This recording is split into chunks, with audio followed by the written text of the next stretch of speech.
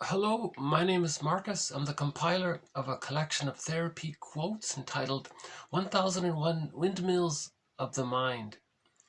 This is a collection of quotes taken from the so-called psychodynamic or psychoanalytic perspective, which long ago was called philosophical medicine, because these types of quotes try to link what we don't know about ourselves to our ability to be conscious of it.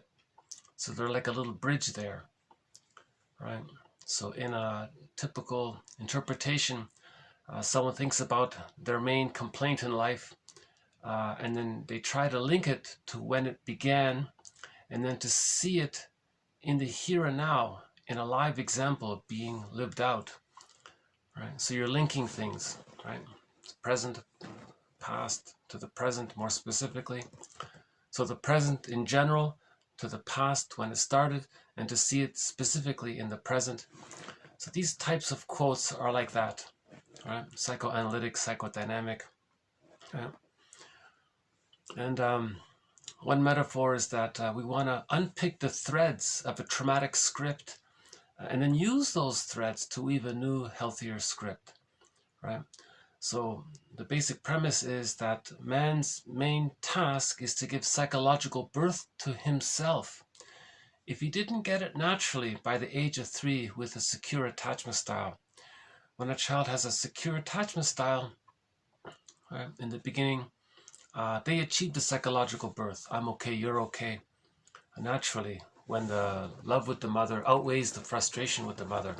But if the frustration with the mother outweighs the love, the child doesn't proceed through the separation individuation process towards the psychological birth. So again, as Margaret Mahler says, that the psychological birth of the child doesn't automatically take place with the biological birth, that there's this process that the child goes through. And her metaphor is that in the womb, it's kind of like an egg. And for the biological birth, the baby hatches out. It takes a few seconds. And then the child enters into the extended womb. That's a psychological egg. And because humans come out too early, babies need an extended womb. That's called a psychological egg. And if he's nurtured and nourished physically and spiritually, emotionally, psychologically during that time, then he hatches out of that egg, psychological egg. But this hatching out process doesn't take, it's not for a few seconds. It takes over 2.5 years, up to the age of 3. Right? So just briefly, when the baby's born, he enters into the psychological egg. That's called the stage of undifferentiation, the stage of fusion. It's like he's still in the womb. He doesn't know where he ends and his mother begins. He may even think that the mother is sort of an extension of him, that it's there to serve him, right?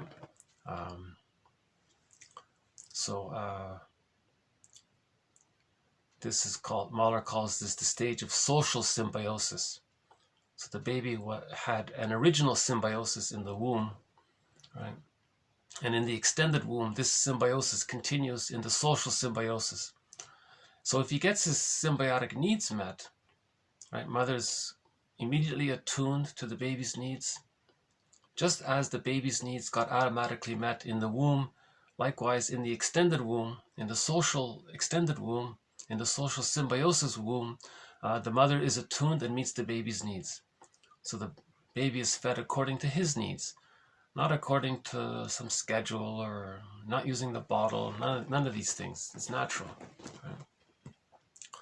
Then the child feels safe and achieves basic trust. Now with that safety and basic trust, okay, he can begin to hatch out. He can begin to metaphorically begin to psychologically differentiate himself out of that fusion. The child's not meant to stay in that fusion with the mother. That's just temporary. That's just a temporary phenomena because humans come out of the womb too early. So he hatches out roughly at the age of 4 to 5 months. Right? That's biologically determined. That's going to happen. Yeah. And then he enters into the practicing subphase, where he's starting to practice more with the idea that he's eventually going to separate and individuate. This takes place from, let's say, 5 months to 15 months. But during that time, he's still basically fused with the mother, but he's practicing with the idea of leaving. So he's crawling around, running around, and he still thinks everything around him is there to serve him. That's called primary narcissism. Yeah. He's all entitled, everything's there to serve him. Right? He has a thought, his needs get met. He makes a gesture, and his needs get met. Now, during that time, the child sees that the mother is accepting of the child, that the child feels, oh, he can be himself. He's a person in his own right. The child gets his mirroring needs met. Then he can begin to dissipate the primary narcissism. He can start to get a further sense that he's a person and the mother's a person, psychologically, emotionally, that they're separate. He gets a sense that he's sort of a person himself. So that begins at around 18 months at the latest, right? So that's called differentiation. There's a differentiation. He's a person, the mother's a person, right? Then he enters into the rapprochement subphase, because when he differentiates and he thinks, now he realizes the world is not his oyster, that he's a little person and there's all this around him, and he realizes that not everything around him is there to serve his needs. But he's excited at the same time because he has confidence. He got love. Now the role of the mother switches. So in the beginning, the mother was there to meet his symbiotic needs met. If that gets met, then the mother's there to meet his mirroring needs. Right? If that gets met, then at around 15, 16, 18 months, the mother serves as more of a secure base. Now the child is going to explore around. He's going to learn. He has a love affair with the world. He's going to find things. He's going to run back to the secure base, his mother, for emotional refueling. But this emotional refueling is not symbiosis, and it's not even really to be seen that that his existence is okay. It's nothing like. Now it's more about the mother is doing improv. It's called communicative matching. Oh, you discovered this. That's great. I like how you're learning, and I can share what I know about it. Oh, great, Ma, what is it? Well, I have a book about it. Do you want to? Yeah, and they read a book together, and the child learns more. Right? That's called communicative matching. But the mother doesn't overwhelm the child or doesn't underwhelm them, so she has a sense of how much is appropriate. So by the age of 3, the child has all of these memories of getting his symbiotic needs met, which helped him to hatch out of the egg. He got seen. He got that feeling of there being a secure base where he felt that mother had his back, so to speak. He felt safe. And then he got his communicative matching needs met. All of those memories condense and they become a part of him. Collectively, it's called the holding interject or the internalized good object. Now, at that point, roughly around the age of 3, what happens is the child can get the key out from under mother's pillow. Means his life force, which was originally, in the very beginning, it was connected to the side of the mother when she was unavailable because of the fear there. Then it switches over to a concept of the mother as a whole person. Right? So the image is like a pillow, a whole person. A pillow is like one round circle, it's whole. Now he feels safe enough to decathect his life force from his concept of the mother in his mind, and his life force can be more invested in his self-concept. That's called ontological security, basic trust, a sense of self. And with that, he has access to the real self. So that's the psychological birth. Because when he has access to the real self, this real self is a part of the person that allows him to know himself, what he likes and what's unique, and he knows what his hobbies are and what his talents are and what his little gifts are, and he has the real self, part of the self, allows him to have that appreciation. He can invest his energy for expression of his real self, right? To use his gifts and so on. The real self, part of the self, tells him it's okay to do that. Yeah. In other words, if the child doesn't have access to the real self, and he's still overly attached to the frightening image of the mother. He's still in some kind of unconscious battle with the mother, waiting for her love, angry at her, trying to show her up, trying to leave her, but he can't, stuck in the negative tar pit of his symbiosis, caught in a catch-22, where he's bonded to the mother, waiting for her love, but she's not providing it, so he's still stuck there. And then he can grow up, and then he can be very angry with others, and that's the narcissistic pattern. He's bitter, and so he's not, that doesn't take place, right? That's an aberration, that's arrested development, right? If he is allowed to go through the separation individuation process, and he has access to the real self, now he has his golden ball, meaning he has aliveness of affect, a wide range of affect. For example, if the person needs to mourn losses later on, the real self will allow the person to feel what he needs to feel, and he can handle it because he has that ontological security. So the person can mourn and cry and sob and accept the reality of a loss, and then he can move forward and reinvest his energy into something new. He can do that, right?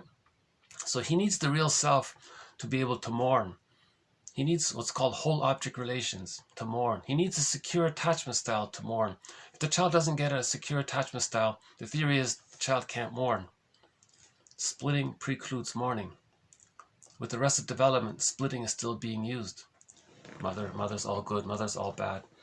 In the unconscious fantasy, it's goddess and demon. That prevents splitting. The mother has to be seen in his representation as an ordinary person, because that allows differentiation. Mother's a person, he's a person, he can mourn.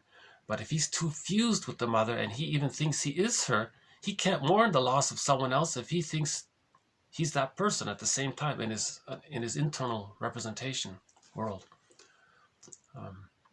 The real self, part of the self,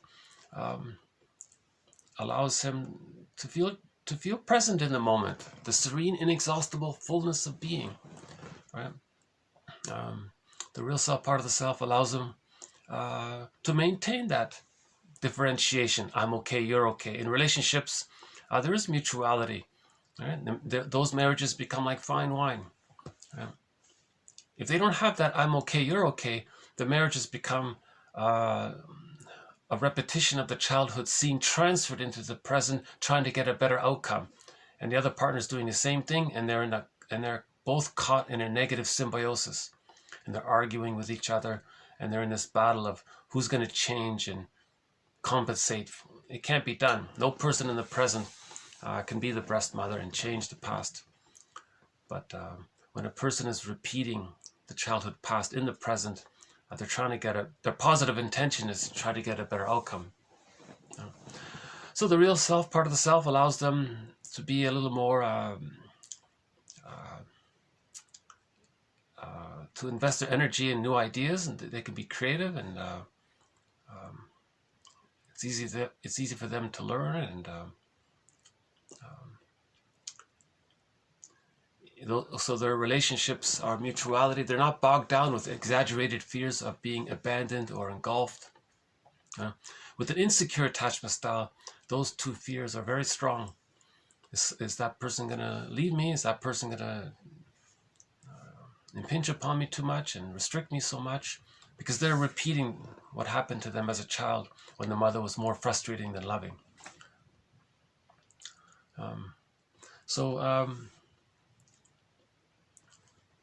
So man's main task is to give psychological birth to himself if he didn't get that. Approximately 70% of people didn't get it. One estimate is that only 30% of the people in North America, according to a couple of surveys and references, they have a secure attachment style. Their marriages are like fine wine. They enjoy their hobbies, they're happy, they know their interests, they know what they like. Now when they know what they like, this is not schadenfreude, right?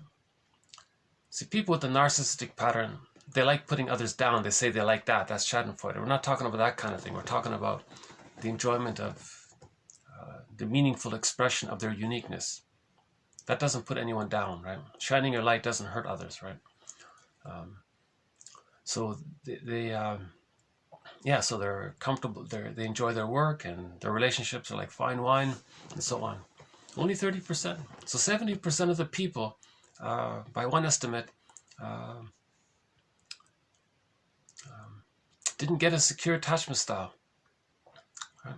So that means they have one of the patterns that come out from a relational trauma, developmental trauma, intergenerational trauma before the age of 3. If the trauma takes place during that egg time, between from birth to 4 to 5 months, stage of symbiosis, for example, they don't even get their symbiotic needs met. That means they never really entered into the psychological egg. Those people are going to be very angry. So one theory is that's the hostile provocative attachment style. Okay, the baby would rather have a negative symbiosis with the mother than no symbiosis with the mother. So people with the bully pattern or the hostile provocative attachment style and so on, they're going to be rude and aggressive to force someone to be their lackey, to make them their symbiotic object, using them as a surrogate mother to comfort them and see them. Now, no one can do it. No one can offer them a positive symbiosis. So the next best thing is, well, they'll take a negative symbiosis. If they get the other person to be afraid of them, well, that's a negative symbiosis, but it's better than no symbiosis. So the baby must have a connection, right? If the baby, so their main agenda is power and control. Their main emotions are power and control over the other, to get them to respond to them and be at their beck and call and do what they say and be dependent on them. They're covertly using them as a mother, as a breast, yeah. And but they're frightening them to maintain it. So that's the bully pattern, the hostile provocative attachment stuff. So they'll frighten others, they'll shock others, they'll do these things to force them to create it somehow. So if the person is frightened so much, they might Stockholm syndrome. They might something like that, right? Or if the person did enter into the psychological egg, but they were prematurely ejected out of it. They were prematurely ejected out of the symbiotic egg. Same thing. They're in a panic. They're going to be a bully to force others to be their mother for them. Right? But no one wants to do that. No one can do it. So they're going to want to control them. So their main emotions are hate, power, and control. That's all they think about. Survival mentality, right? Getting the other to mirror them and make them dependent on them, and then use fear to do it, and so on. Tricks and all these things, right? Everything we know about the bully pattern, right? Now there's the if a person feels prohibited from doing that, they may end up like the Iago character. They do it behind the scenes. They use power and control by spreading rumors secretly and pitting others against themselves, and then seeing how they control others by having them against themselves, and then he has a kind of vicarious attachment through them, and he, in his fantasy, they're now dependent on his covert rumors, but they don't know it. So he's getting some kind of vicarious connection that way.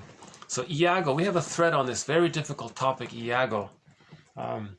So just briefly, if you want to learn about Iago, I highly recommend everybody get this comic book series called Psychoanalysis. Right? This was done in 1955. There were 4 issues of it. Okay, in 1955, 4 issues of this comic Psychoanalysis was produced, and during these 4 issues, they discussed 3 clients. Okay, those 3 there. So, by the way, this is not some frivolous, silly comic. This is actually a demonstration of the therapy process in the comic book format.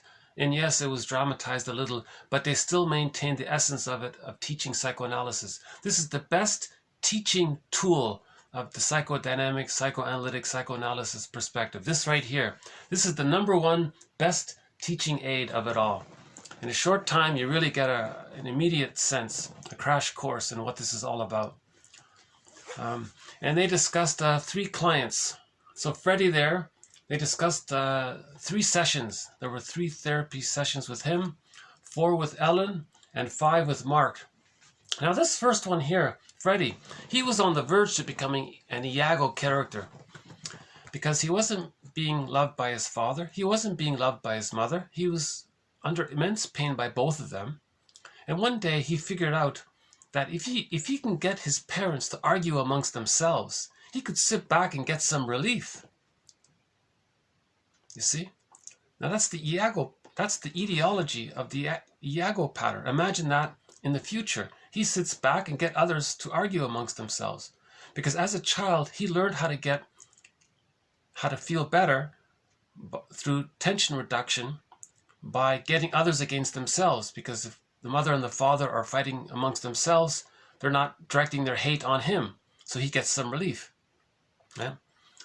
So his goal, his dopamine, his search, was to spread the rumors amongst the parents, or create some way to get the parents to argue amongst themselves. Then he felt relief, he felt better. So dopamine for the chase, serotonin from the catch. So the dopamine means you're chasing for something that gives you the feeling of being safe. So he was chasing, his pursuit was creating all of these rumors to get the result. And the result is the parents would argue amongst themselves. Then he felt better. And when he feels better, he gets serotonin, the feel-good, I'm safe chemical. So he felt safe when he saw his parents arguing amongst themselves. So imagine that as Iago. He sits back, spreads rumors, and all of the people around him, all these tragedies and terrible things happen, and he gets relief. Yeah? So I think this is a good example of the Iago character. Okay, now Mark, that third character there, Mark, he's sort of the poster boy of toxic masculinity, the womanizer, the narcissistic pattern. It turned out that the mother used him, exploited him, objectified him, took advantage of him. He was very angry. He grew up and became a womanizer, used others, didn't care about others, because he was trying to communicate that that's what his mother did to him.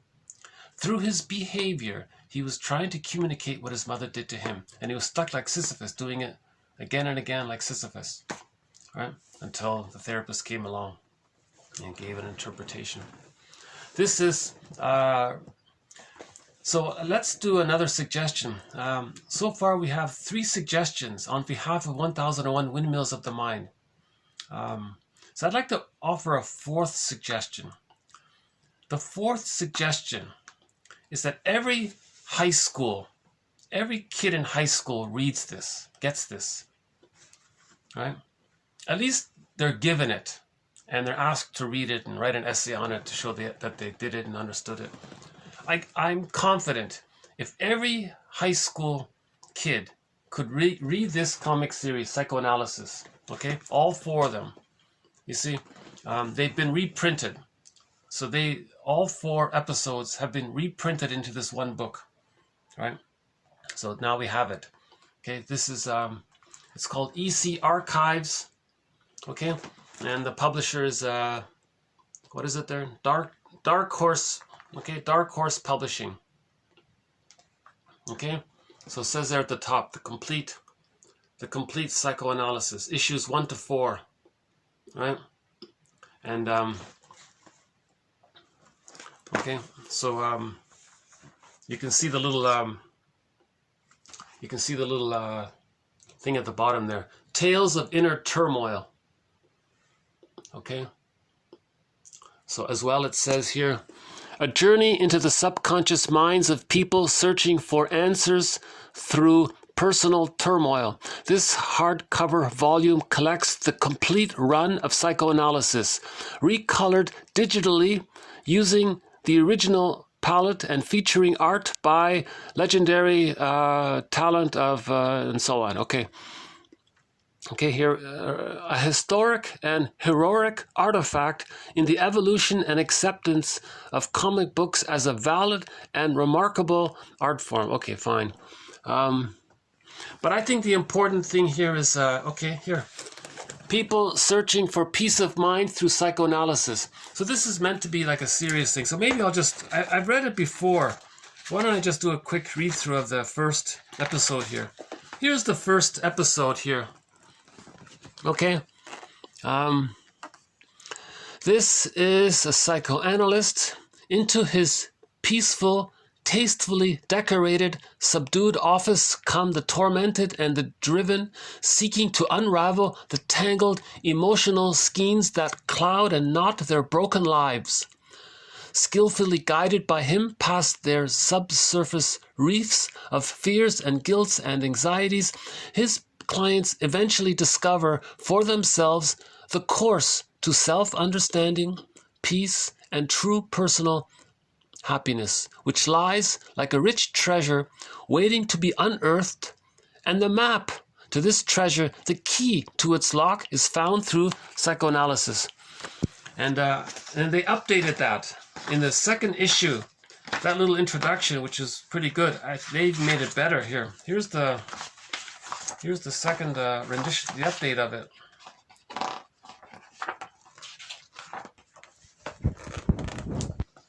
Okay, this is a psychoanalyst. Into his quiet, subdued, tastefully decorated consultation room come the emotionally disturbed, the mentally troubled, seeking relief and self-understanding. With his help, these people are able to probe into their own subconscious minds and find the roots and causes of their problems. With his skillful guidance, these people are able to uncover forgotten incidents, repressed feelings, buried resentments and hostilities, which once brought to light, are re-examined, re-evaluated, and resolved in a much healthier and satisfying way than had been done in their distant dark past. Okay? Once the door to the past is opened and the light of understanding is plunged into the subconscious gloom, health and happiness and peace of mind are the results. And this probing, this opening of doors, this casting of light, this unearthing and re-examining and re-evaluating is accomplished by the scientific method known as, okay, drum roll please, psychoanalysis, right? And see what he says here, this middle part here. Okay, these people are able to uncover forgotten incidents, repressed feelings, buried resentments and hostilities which, once brought to light, are re-examined, re-evaluated and resolved in a much healthier and satisfying way than had been done in their distant dark past. So in their childhoods, the baby uses defense mechanisms to deal with persecutory anxiety, feelings. You know, the baby interprets the mother on the phone as maybe she's going to abandon him. Terrifying anxiety for the baby. It's called persecutory anxiety, abandonment depression. So the baby adopts splitting. He overly hypercathects to the frightening image of the mother because he needs her even more. But to do it, he has to create a fantasy bond with the mother as her being good. That's called splitting. And then he denies one side. Okay, splitting precludes mourning. You see? So he used a coping strategy in his childhood. Right? That's temporary. Splitting is meant to be existential hearsay by the age of 3 with a secure attachment style. But if he's still using splitting, then that has to be resolved. So that's what he means. So children use defense mechanisms to survive all of that anxiety because of their small size. The mother's this giantess in the nursery. So they feel more vulnerable. So they use many maneuvers of the mind, right? Now that's great. They survived their childhoods. But beyond the age of 5, they become a block. They block his health. They block his happiness and growth, you see. So they were only meant to be used as a temporary period. They shouldn't really even be needed. But no mother's perfect, so the child might use it temporarily. But so a little bit of it, the child's going to use a little bit of it. But by the age of 3, he can lose the primary narcissism. He can lose the infantile megalomania. Okay, the thought that it's all about him, right? He doesn't need to, in his unconscious fantasy, have this memory of the mother being a goddess or a demon, and he keeps it as, he splits it apart, and then when something's repressed, it's seen outward. That's called prejudice. That leads to prejudice. Projection. So when something's repressed, You say it's outward, that's projection. That can lead to prejudice, because if a person is traumatized by the mother, they identify with the rejecting mother, see their unloved self onto others, and then do to others what the mother did to them because they want to communicate what their mother did to them. So they're creating a mirror for them to see what's within, as beloved, so below. Right? So projection is the means of bringing repressed material to consciousness. Yeah. Now that's dysfunctional. Prejudice is dysfunctional, right? Being like Sisyphus, doing to others what your mother did to you over and over again, that's dysfunctional, right? So you want to reevaluate, re-examine, okay, and you want this resolved in a much healthier and satisfying way than how the person handled than what the baby did, right? So you want to notice the defense mechanisms, right? So that's a major theme all throughout this collection, 1001 Windmills of the Mind, a discussion on each of the major defense mechanisms. Repression, projection, projective identification, identification with the aggressor, the moral defense, reaction formation, splitting, and others. But, so back to the suggestion. Every high school kid is given this, is given a copy of this. I think at the very least they have it, and they write an essay on it to show that they have some understanding of it in some way, or they have some questions around it. That might be good enough.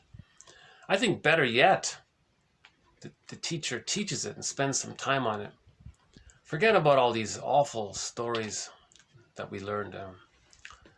I would trade all of that for 1 week of this, because this is a lifelong skill. This teaches you how to be your own existential detective. Right?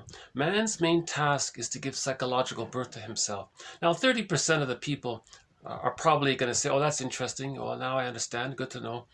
But they don't need it. But 70% of the students are probably going to think, "Oh my God, I need this. I really need this, and it's going to help." And I think colleges and universities, there's going to be a demand for the psychoanalytic perspective. Then it'll be provided. All right. As it is, very few people are able to get to the point where they can make. I think they're trying to push people into religion, not healing. Religion promotes repression. Religion is a tool of the economic plunder system. Because religion, if promotes repression, if there's repression, then that leads to prejudice. So ironically, religion promotes prejudice. You need prejudice in order to pillage. Because if you have prejudice, that means you're using splitting. That's us and them. Then it's easy to get others. Then it's easy to get some people to think they're one up and others should be one down, us versus them. And then the victims do all the work. And then ironically, they're given the same religion to have a rescue fantasy. One day things will get better. That's another topic. So we have a sub-thread in our series on the psychodynamics of religion. I won't go over the whole thing here, but we do have a whole sort of collection of quotes on the psychodynamics of religion. I can't summarize it here, but I was just sort of speculating for a moment. Why didn't this series continue? This is the best thing ever put in comics, in my opinion. Ideally, this would have continued indefinitely, but at least we have the 4, which is great, and thank goodness they reprinted it. So a huge credit there. So we have this now. This is a very, very good start. This has won a Golden Windmills of the Mind award, by the way. So there have been 15 Golden Windmills of the Mind awarded already so far. This is one of them. I won't redo the list here now. So this series, 1001 Windmills of the Mind, is to help us to give psychological birth to man's main task is to give psychological birth to himself, meaning he's going to achieve "I'm okay, you're okay." So these quotes are helping us to forgive the parents, right? When we understand our parents, we recognize why we are the way we are. I get it now. Things make sense. That leads to the grieving process. Yeah. So yesterday's video, we did that proverb, to understand all is to forgive all. So these quotes are helping us to understand all, and the willingness to understand all and forgiveness are the same. Reparation of the other, reparation of the self are the same. Yeah. So the bottom line is we have to forgive our parents, but first we have to accept the painful truth that for many people, the mother didn't have it to give. She was stuck in her existential dilemma. Maybe the mother didn't get a secure attachment style herself for whatever reason. Notice how there's no blame here. It's all about understanding. The mother may have had prenatal distress syndrome. What if her mother went to a rock concert and she was stressed out and twisting around? Remember, if the baby in the womb is kicking, he's terrified. Don't think that if the baby's kicking, he's going to be a great soccer star. Forget that. The cord is twisted around his neck and he's fighting for his life. So we posted that quote earlier in the core collection. So TQ1 to 1001, that's the core collection of these quotes. And one of the quotes was something about the mother was so disconnected from her child. She was so detached from her own child, from growing inside of her, right? And one day the baby was frantically kicking and she was so excited and she got everyone around to say, hey, look, everyone, my kid's going to be a famous soccer star. And she didn't know that the cord was twisted around the baby and he was fighting for his huge disconnect. So that child had prenatal distress syndrome. That can lead to asthma and things. That can make him highly sensitive. If there are complications at the time of birth, he's more vulnerable to receiving birth trauma. You see, so the mother may have had prenatal distress syndrome, right? If the mother's very stressed, they say that her cortisol can enter into his placenta, which goes down the cord into him. So he actually absorbs some of his mother's cortisol, apparently. I didn't know that. I don't know if it's true, just a question mark there. But there is a thing called prenatal distress syndrome, according to the field of prenatal psychology. And if there's the mother may have had birth trauma. If she was separated from the mother for too long and then returned, that's birth trauma. The baby expects to feed right away. Right? Ideally, the cord stays, the placenta stays, and the continuity of the uterine life continues from the intrauterine womb into the extrauterine womb, the second egg. That continuity has to continue. At the time of birth, the mother produces lots of hormones. That's to facilitate the bond between the two. And the benefit of this is that the child feels securely attached to his mother, but at the same time, the mother gets in touch herself with her own maternal instinct. It now becomes available to her. Her motherliness, her maternaliness, her own, they call it maternal libidinal availability becomes available to her. Right? And then she can offer it to the child. That helps her to be attuned to the child's needs and meet the child's symbiotic needs. Right?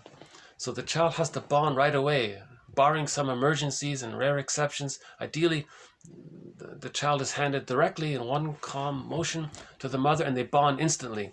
And many times they say the child expects the breast to be there and he's going to feed right away. So the child is expecting the real breast, not a bottle. Oh my goodness. That would be a trauma there. So the mother may have had birth trauma. Yeah. Imagine being, what a shock, right? To be warm and safe and floating in this oceanic blissful state. Your needs are always getting met. You're born and then suddenly you're given some sugared powder, composition of powdered stuff in a plastic bottle. And what's this? This is not natural. Where's mother? The baby has an innate expectation to bond to his mother. Right? We have a few quotes about that. And if he doesn't get that, that's a shock. That shock can be like a it can be too much. It can be too stressful, and he may get frozen there. And if he's frozen there, he may not really be able to go through the separation individuation process. Now, biologically, he develops, and his cognitive skills can develop, and his memory skills to some degree can develop, but his spiritual, emotional, his connection to himself is damaged, right? His own ability to feel connected to his feelings is damaged, right? He needs to be nursed properly to develop that connection to himself. The mother may have had, even if the birth was okay, but if the mother wasn't around, didn't meet the symbiotic needs, that's developmental trauma. So the mother may have had developmental trauma because that woman, the grandmother, couldn't offer it. So the mother, when there's trauma, there's repetition compulsion. It's as if the mother says to her baby, look, baby, I didn't get a secure attachment style, and I'm going to demonstrate through my behavior that I'm not going to give you I'm sorry, kid, I'm not going to give you a secure attachment style because I'm going to demonstrate in my behavior because I'm communicating to my mother in the mind, okay, which is a phantom. A negative, painful memory is a ghost or a phantom. The mother is talking to this phantom. Look, phantom, look, mother in the mind, you didn't give me a secure attachment style and I didn't like it. And I'm going to show you this by not giving one to your grandchild. Now, the phantom can't do anything about it. This is all past. But that's the positive intention. She's trying to communicate through her behavior what she didn't like. Yeah? That's called intergenerational trauma. The mother didn't get a secure attachment style. She doesn't give it to her child. That child may grow up, and if he's not conscious of this, it's possible he'll do the same thing, like Sisyphus.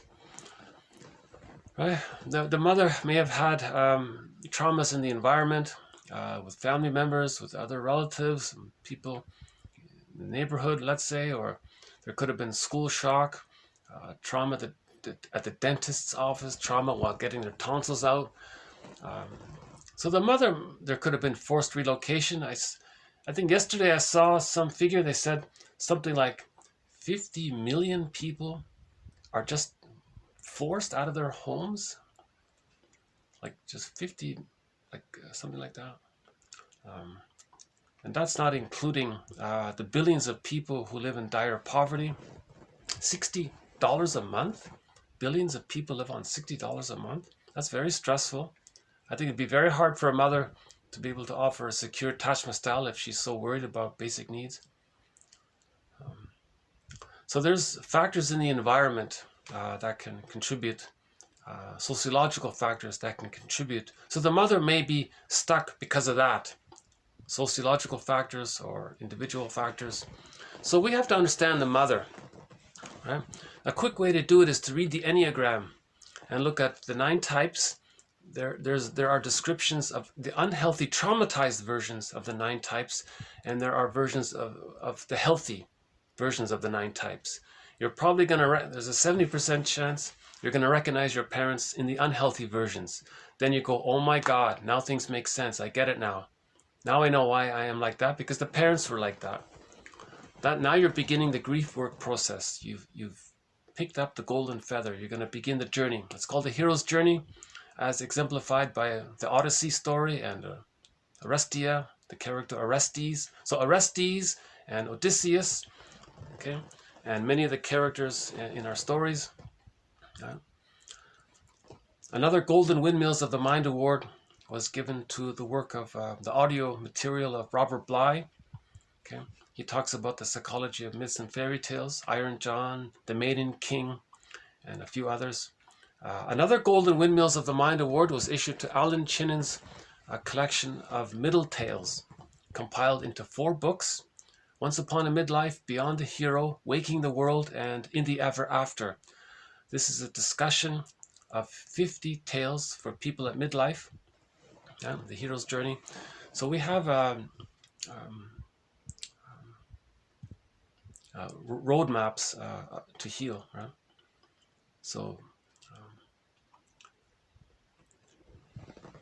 So again, myths and fairy tales are metaphors of the traumatized psyche, and they show the progression, so we can seek validation and support by looking at the roadmap. Right? Robert Bly says, well, if you go to New Orleans, don't you want a map to help you get there? Well, if you want to find your psychological birth, myths and fairy tales are a little bit like a guiding map. Right? They're distilled wisdom for thousands of years. Right? So we have a thread in this series on the psychology of myths and fairy tales. So I would recommend this collection just for that as well. You know.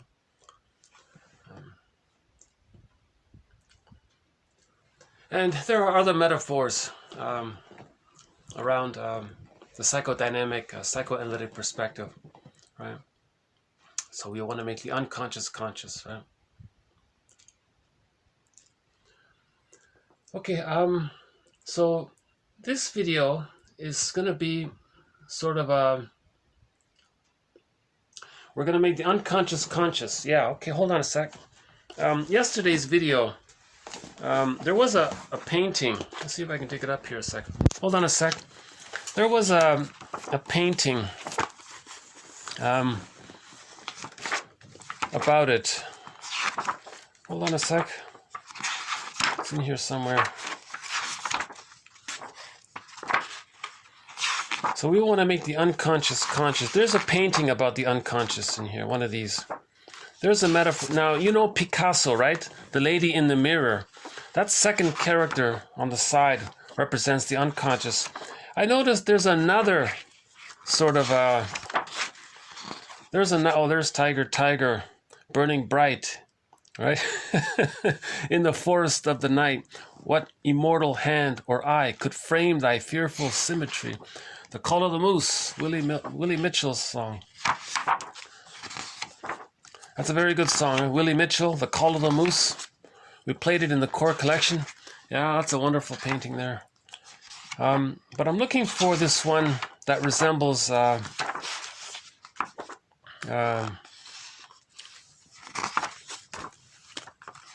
in yesterday's video we spent some time on these ones, and we came across one. Oh, there it is here. Okay, so notice this is a metaphor of the unconscious. You see that on the left there, that's a symbol of his unconscious. It's a part of him. And see how it's split like that? It means he's so unaware of it. He's not aware that he has an unconscious. Right? You see how it's split like that? You see? But this unconscious, okay?